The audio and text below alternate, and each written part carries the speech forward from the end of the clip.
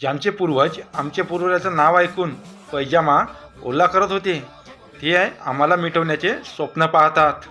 इतिहास बरोबर वाचला नाही वाटतं.